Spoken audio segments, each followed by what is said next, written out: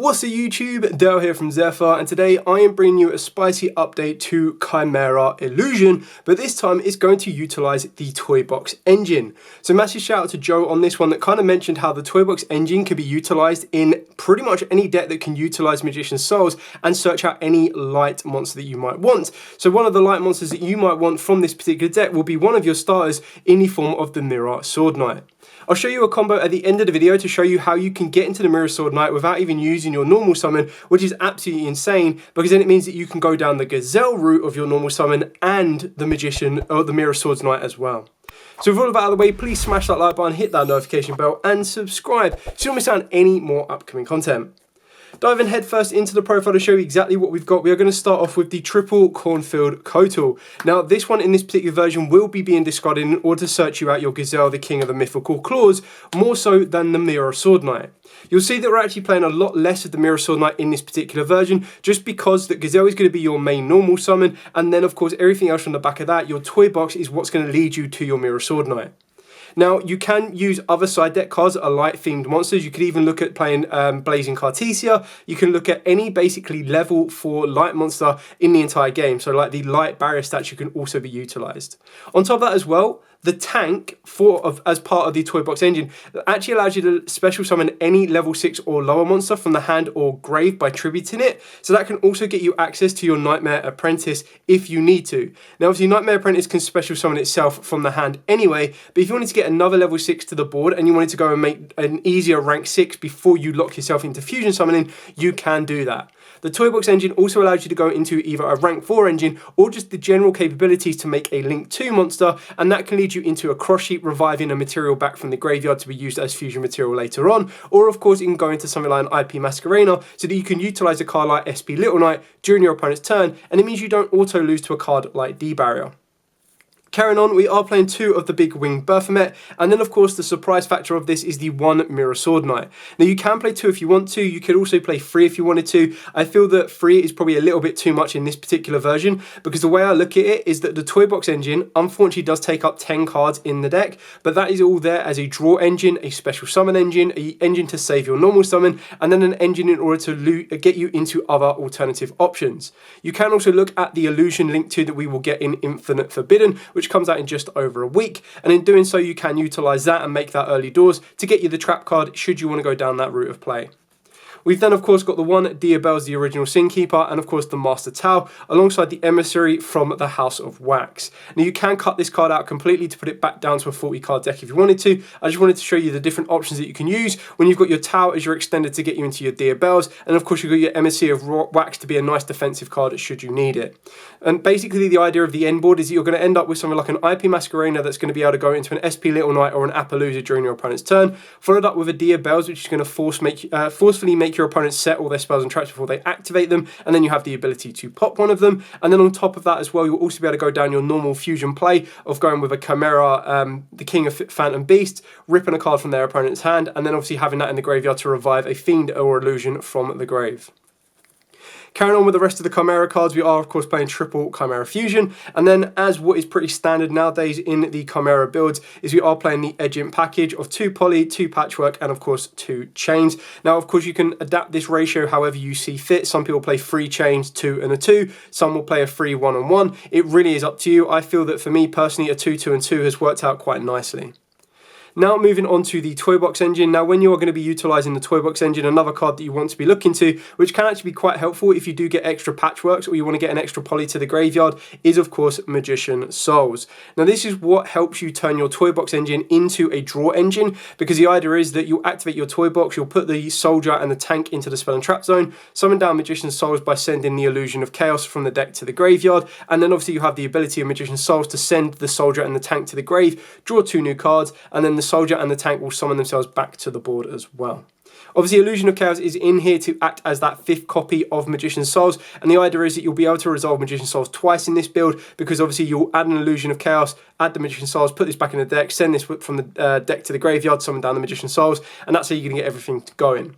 You can play this at less if you want to. You could play a preparation of rights instead, but the idea that I kind of thought about it was, at the end of the day, you have the ability, if you don't want to be adding a light monster, so for example, if you hard open the Mirror Sword Knight instead, you can actually search out a second toy box, and the toy box will allow you to set the second copy of the toy box will let you set the soldier and the tank back again once you've used them and got rid of them on the field. So that the next time you want to play Magician Souls, you'll get another 2 draws and another 2 summons before you're even going to lock yourself into fusions, and then you can continue to climb on your link side, and that can lead you into something like an access code if you wanted to.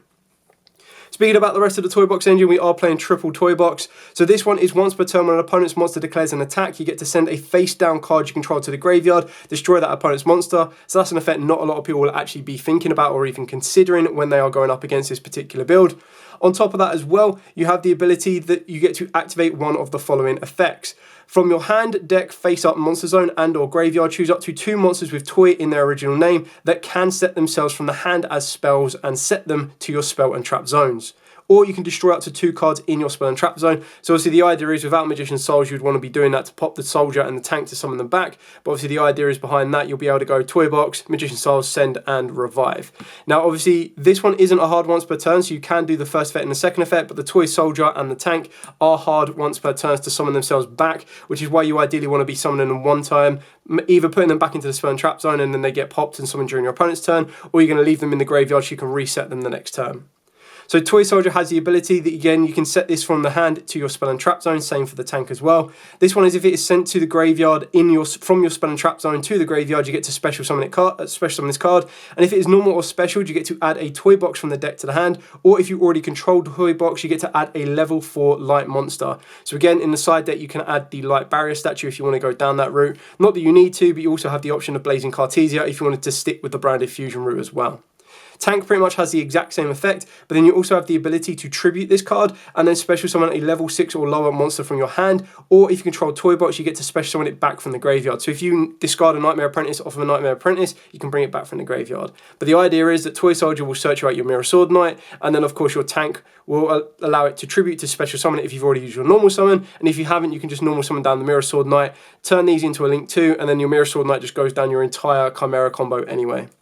Then for the hand traps, we are playing triple Ash Blossom alongside triple Imperm and 1 Call by the Grave. Obviously, the issue with playing the Soldier engine or the Toy Box engine is it takes up 10 spaces, so that could very easily be 10 more hand traps. It could also be the 5 cards that is the branded Fusion engine, so it really is a different way of playing the deck. But what I quite liked about it is that it didn't instantly lose to something like a D barrier. It wasn't very linear in the fact that all it did was Fusion Summon. It did give you that capabilities of making Link plays or XYZ plays, as I've mentioned.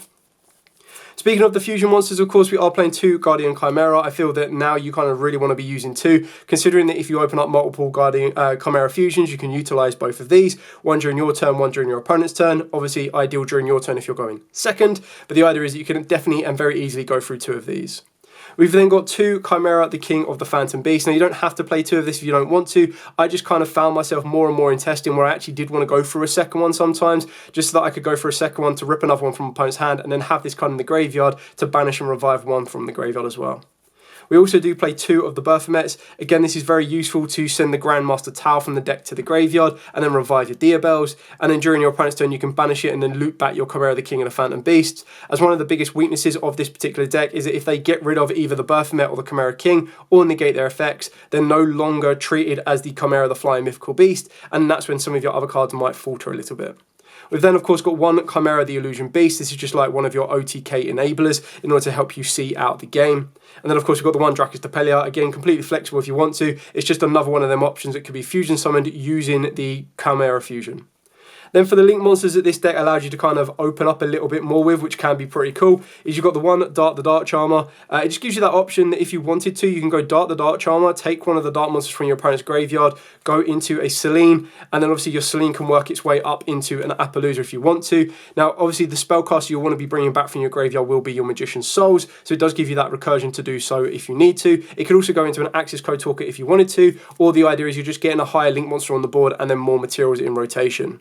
The other Link 2s you're probably going to be playing more times than not will be IP Masquerena, because it will allow you to go into an Appaloosa during your opponent's turn, or an SP Little Knight, or of course an Underworld Goddess. And then one card that is pretty much made for a fusion deck like this will of course be Cross Sheep, because the idea is that if you're able to make this, even when you do fusion lock yourself, the idea is that when you're fusion summoning into a zone that Cross Sheep points to, it will trigger and then it'll be able to bring back the Mirror Sword Knight. It can also bring back any of your other illusion monsters that might have effects that trigger. Stuff like your Gazelle could be quite helpful as well, and you can do it during your turn and your opponent's turn, because you're going to be able to loop back that Chimera fusion, activate it during your turn, trigger off Cross Sheep, off you go, and then activate it during your opponent's turn, trigger off, and off you go. The only issue is, because you do fusion lock yourself, once you put Cross Sheep on the board, it's very rare that when you make your first fusion summon, will you be able to then use any material to link up higher, because more times than not you will be fusion locked. But that's just something you need to keep in mind, and that's one thing you need to be aware of in this particular version. So that's it for the entire main deck and of course the extra deck. Now what I'm going to do is I'm going to zoom out and I'm going to show you a very basic 2-card combo for this deck and how it kind of utilizes and gets into your illusion cards no matter what you've opened up with, as long as you get into the toy box and of course Magician's Souls. So back in a second. So in the particular combo, unfortunately, you have 5 ways of being able to get to your Magician's Souls with the 2 illusions and the 3 hard copies of Magician's Souls, but you only have 3 ways of getting to your toy box. It is nicely an engine that can be used a little bit later on in time, because at the end of the day, you can still go Magician's Souls and send cards to draw cards. You just won't be able to use them as link material as you go further forward. But I'm about to show you how this 2-card combo here will get you into your illusion cards, not to mention whatever else you have in your hand. You'll be able to replenish most of this as we go. So just use these as free blanks for right now, and we're going to show you how this combo practically works. So you're going to activate the toy box. The toy box will put your soldier and your tank into the spell and trap zones from any position, so deck, hand, or grave. And then of course you'll use your Magician's Souls, send in your Illusion of Chaos from deck to the grave as cost. And in doing so, you use Magician's Souls effect, you send your tank and your soldier to the graveyard. You'll draw 2 blank cards. And in doing so, obviously the idea behind that is you'll be able to trigger off your toy soldier and of course your toy tank. So at the moment our hand is back up to a hand of 5. You'll trigger off the soldier and the tank, summoning both of themselves. And then of course your soldier will trigger to search you out your Mirror Sword Knight. So if you were unfortunately unable to get to this position, or even if you open up the Gazelle, what you're basically doing is with the Magician's Soul engine straight away and the Toy Box engine, you've kind of baited out something like a Ghost Ogre, you've tried to bait out something like an Imperm or even an Ash Blossom as well, and you're still able to get to this position. Even if you were to send the toy tank and soldier because it sends us cost and you don't get the draw, at least they'll still summon themselves back and then try to search out your Mirror Sword Knight. So at this particular position, before you normal summon down the Mirror Sword Knight, which you could technically do and tribute it off, this is when you want to make a link summon. Now, let's say we've already used our normal summon, or we kind of have used up our normal summon in one way or another, then of course you still have the ability to tribute off the toy tank and summon down the Mirror Sword Knight. If you've already opened up the Mirror Sword Knight, like I said, your toy soldier can search you out a second toy box, and you're still making sure that you're maintaining that hand advantage that you might need. So before you use Mirror Sword Knight's effect, make sure you link these 2 off. In doing so, you can go to any link monster you want. Ideally, you want to be looking at either a Cross Sheep or, of course, you want to be looking at an IP Masquerena. Then what you do here is you use your Mirror Sword Knight's effect. You're going to tribute it off. This is going to get you access to your Baphomet. Your Baphomet will now trigger, and this will allow you to grab your Gazelle and your Chimera Fusion. So at this exact moment in time, again, you've got 5 blanks in your hand, plus the 3 new cards that you have directly searched, or technically if you search the Mirror Sword Knight, you would only have 2. At this position here, of course, you can now activate Chimera Fusion. You'll fuse your Gazelle plus your Baphomet, and this will then get you into your Chimera King. Now, if you wanted to, even though you'll be able to bring back the Mirror Sword Knight at a later position, you can trigger off the Cross Sheep just to add to that particular chain. So you'll be able to go something like Cross Sheep Chaining 1, Gazelle Chaining 2, Baphomet Chaining 3, and then Chimera Chaining 4. But it really is up to you on whether you are playing the Cross Sheep in this position or you want to go safer and go down the IP Masquerena route. So of course this will trigger, and then what you'll be doing is you'll use your big wing Baphomet to bring back your Mirror Sword Knight. If you were to trigger Cross, you would actually also be able to bring back your Chimera, your Gazelle, and in doing so you'll also be able to trigger the Gazelle to add a level 5 Fiend Monster or a Chimera Fusion from the deck to the hand. So again, you're going to get the best of both on that one. This one, of course, will allow you to add an illusion monster regardless, so it just means that you could add a little bit more. It really is up to you.